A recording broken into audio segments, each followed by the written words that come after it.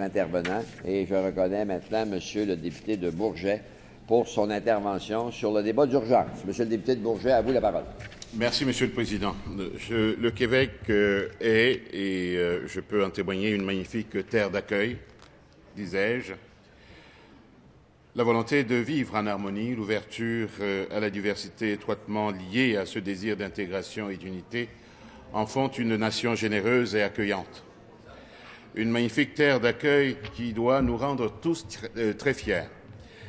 Depuis les 50 dernières années, le Québec s'est progressivement orienté vers une conception de la diversité à la fois inclusive et respectueuse, une conception de la diversité comme un atout social, culturel et économique. Notre bilan doit nous inciter à poursuivre nos efforts. Les Québécois sont un peuple empreint de compassion, ouvert, moderne, démocratique et qui garantit tous les droits à toutes les minorités. Le Québec ne se définit pas par des références ethniques. Le Québec encourage et célèbre sa diversité. Sans remonter jusqu'au début du siècle dernier, je rappellerai quelques temps forts de cette ouverture, Monsieur le Président. Je pense notamment à l'accueil sous le gouvernement de René Lévesque d'une importante vague d'immigrants et de réfugiés venus d'Amérique latine, d'Afrique et surtout d'Asie, qui ont contribué à changer le visage du Québec. Je pense en 1977 aux réfugiés chiliens, fuyant le régime dictatorial du général Pinochet, qui ont trouvé ici une terre d'accueil. Je pense à l'année suivante, 1978, à la signature de l'entente fédérale provinciale Cullen-Couture, pilotée ici au Québec par le regretté père Jacques Couture, une entente donnant des pouvoirs de sélection au gouvernement québécois. À la même période, toujours sous le gouvernement de feu René Lévesque, je pense encore à l'accueil chaleureux entre 1979 et 1981 de 13 000 réfugiés de la mer sur le territoire québécois, 60 000 au total accueillis au Canada, venus du Vietnam, mais également du Cambodge et du Laos. Je pense enfin en 1999, avec le gouvernement de Lucien Bouchard, à l'accueil de 1000 Kosovars sur 6000 accueillis au Canada, venus de l'ex-Yougoslavie, dévastée par la guerre. Je pourrais également parler du document « L'école québécoise et les communautés culturelles » issu du plan élaboré en 1985 par vous, Monsieur le Vice-président, alors ministre de l'Éducation, de concert avec le comité présidé par un professeur d'origine haïtienne, M. Max Chancy, un plan qui a permis d'améliorer la qualité des services éducatifs offerts aux élèves appartenant à différentes communautés, un plan misant sur le développement d'éducation interculturelle. Bref, quoi qu'en disent certains esprits chagrins, nous nous sommes toujours acquittés de nos responsabilités alors que nous formions le gouvernement.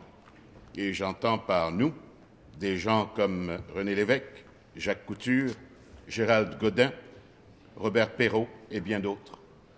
J'ajouterai Madame Louise Robic et Madame Monique Gaillon-Tremblay, deux ministres libérales qui ont laissé leur marque. La première avec l'augmentation des quotas d'immigration et Madame Gaillon-Tremblay qui signera l'accord Gaillon-Tremblay-McDougall en 1991, une entente fédérale provinciale qui a fait du Québec l'unique responsable des services d'accueil et d'intégration linguistique et culturelle. Cela dit, je me suis permis cette digression, Monsieur le Président, ce petit détour historique pour rappeler à ceux qui insultent leurs adversaires à grands coups de xénophobes, d'intolérants et d'autres épithètes autant blessantes qu'absolument fausses et qui politisent, partisanisent tout pour leur rappeler notre devoir sacré d'unité et de nécessaire retenue dans les circonstances terribles que nous connaissons. Nous avons un autre devoir tout aussi sacré dans les circonstances, Monsieur le Président, et c'en est un de transparence qui implique que nous trouvions, connaissions et diffusions les réponses aux questions que la population nous pose, à juste titre. Et c'est pour cela que nous avons demandé ce débat d'urgence, pour tenter d'avoir des réponses sur l'accueil des réfugiés syriens au Québec. Un projet humanitaire connu, certes, mais dont la charge émotive a été décuplée en raison des attentats meurtriers que vient de vivre Paris. Nous sommes évidemment favorables à l'accueil des réfugiés. Pourquoi ? Parce que c'est naturel pour le Québec d'éprouver de la compassion, de faire sa part et de répondre présent pour faire face aux malheurs que vivent les humains de cette planète. Alors que des terroristes sèment la haine et la détresse en Syrie, notre réponse au terrorisme, la réponse québécoise, est l'accueil, la générosité et le partage. Mais nous devons bien faire les choses et assurer la sécurité de notre population. Hier, la ministre de l'Immigration, de la Diversité et de l'Inclusion a dit trouver légitimes les questions des Québécoises et des Québécois sur les capacités d'accueil et les enjeux de sécurité. Pourquoi alors ne pas répondre à toutes ces questions? Sinon, elle le sait bien, d'autres interrogations qui pourraient s'accumuler peuvent surgir. La transparence, Monsieur le Président, doit primer. Ce devoir de transparence, il est vital. Vital car l'opacité qui entoure le processus actuellement en élaboration pour l'accueil de 25 000 réfugiés syriens d'ici 6 semaines inquiète et peut générer de la méfiance et potentiellement à terme se transformer en source de tension. Dans son point de presse d'hier à Montréal, la ministre a dit, et je cite, « Nous adopterons un rythme d'accueil compatible avec les impératifs de sécurité et la capacité d'accueil du Québec. » Fin de la citation. C'est un peu court, Monsieur le Président. Au-delà de cette affirmation, qu'est-ce que cela veut dire concrètement? Au-delà des vœux et des bonnes intentions, quel est le plan concret et détaillé du gouvernement? Quel est le nombre précis de réfugiés que le Québec s'apprête à accueillir dans cet esprit d'ouverture, j'en suis persuadé, qui a toujours été le nôtre?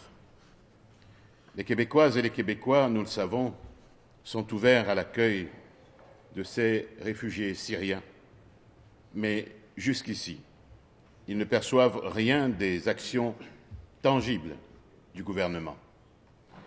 La ministre peut-elle nous dire aujourd'hui de quelle façon les municipalités, la commission scolaire de Montréal et les organismes communautaires ont été informés et quel est leur niveau de préparation pour l'accueil de ces milliers de réfugiés syriens? S'il existe des ententes, peut-elle les rendre publiques afin que nous en prenions la mesure, notamment au chapitre des moyens financiers disponibles? Le chef de l'opposition officielle l'a dit hier et répété aujourd'hui, nous avons un devoir de transparence vis-à-vis des municipalités, commissions scolaires et organismes, si nous voulons les épauler et conséquemment offrir aux réfugiés les meilleurs services et la meilleure intégration possible pour que leur accueil soit une réussite. À cet égard, a-t-il souligné, le gouvernement du Québec doit s'assurer que les conditions d'accueil sauront, dis-je, respecter les critères élémentaires de réconfort, d'humanité et bien évidemment de sécurité. Ces éléments fondamentaux restent toujours sans réponse. Et cet appel à la prudence a également été lancé hier par des élus municipaux qui rejettent toute forme de précipitation, Monsieur le Président. le maire de Québec, M. Régis Labaume, a mentionné, et je le cite, qu'il ne faut pas faire l'économie d'un processus serré de vérification sur tous les aspects de la sécurité. Il faut absolument viser l'acceptabilité de la population et surtout respecter les opinions de tout le monde tant que ce n'est pas du racisme. Précipiter les choses ne fera pas réussir l'opération, bien au contraire. Fin de la citation. Pour sa part, le maire de Montréal, M. Denis Coderre, craint l'improvisation et demande de voir le plan du ministre fédéral de l'Immigration. Les maires veulent, tout comme nous, que les villes soient consultées. Où nous rejoignons la ministre de l'Immigration, c'est lorsqu'elle affirme que d'accueillir 25 000 réfugiés syriens au Canada avant la fin de 2015, dont 5 700 au Québec, est totalement irréaliste. Un avis d'ailleurs partagé ce matin par son collègue, le ministre par intérim de la Sécurité publique. Comme la ministre de l'Immigration, nous pensons que le Québec a la responsabilité de transcender les promesses faites par le nouveau Premier ministre du Canada dans le cadre de la dernière campagne électorale fédérale. Dans le devoir du 2 février 2015, il y a maintenant 10 mois, nous apprenions que le Canada disait vouloir accueillir 10 000 réfugiés, syriens en l'occurrence, d'ici les 3 prochaines années. Le Québec, selon cet article, travaillant sur une cible de 600 réfugiés pour 2015. On parlait alors au ministère québécois de l'Immigration, toujours cité par le journal Le Devoir, d'une hypothèse de travail. Si la possibilité d'accueillir 600 réfugiés syriens durant toute l'année 2015 était une hypothèse de travail, Monsieur le Président, est-ce bien réaliste de penser en accueillir ce même nombre, tous les jours, d'ici 6 semaines? La question se pose. Aussi, la ministre peut-elle nous dire, alors que 2015 s'achève, combien de réfugiés de la Syrie ont été effectivement accueillis par le Québec? Comprenons-nous bien, Monsieur le ministre, si le Québec a les moyens d'accueillir 5 700 réfugiés syriens, allons-y. Mais, comme élu, face à une population qui s'inquiète, nous avons l'impérieux devoir de répondre à ces inquiétudes et à ces questions. Des questions comme celles reliées à la sécurité, mais également reliées aux sources des ressources financières réelles qui devront être allouées à cette opération. Quels ministères seront appelés concrètement à contribuer? Comment se fera l'accueil? Quelles ressources humaines y seront affectées? Comment se fera la répartition sur l'ensemble du territoire québécois? Quelles seront les mesures d'accompagnement, celles reliées à la francisation, à l'emploi, au transport, au logement, à l'aide psychologique, en un mot, à l'intégration?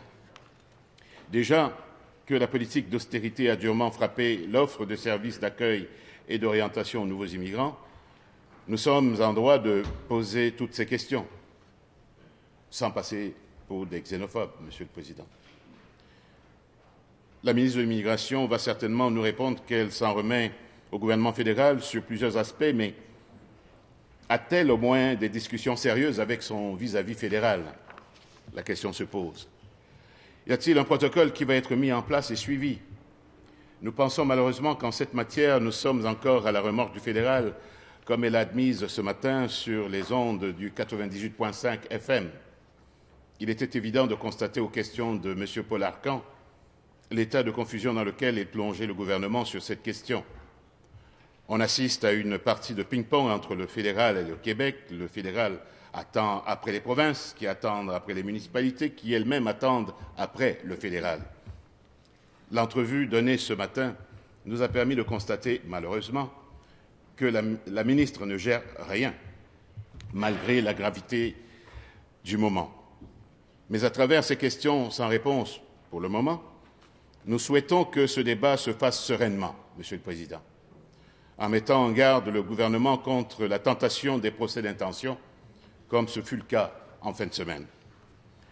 Nous nous étions engagés dès le début à ne pas faire de petite politique avec une situation si dramatique, et nous nous attendions à ce que le gouvernement s'y inscrive avec hauteur et transparence. Nous avons le droit, comme l'ensemble des autres formations politiques ici en cette Chambre, ainsi que l'ensemble de la population que nous représentons, de poser des questions légitimes, voire le droit de remettre en question les actions du gouvernement sans se faire traiter de xénophobe. Monsieur le Président, à l'adresse de la ministre de l'Immigration, je dirais en terminant que la population a le droit de poser des questions. Elle s'inquiète et nous tous ici, les représentants de cette population, nous attendons ces réponses. Merci, Monsieur le Président.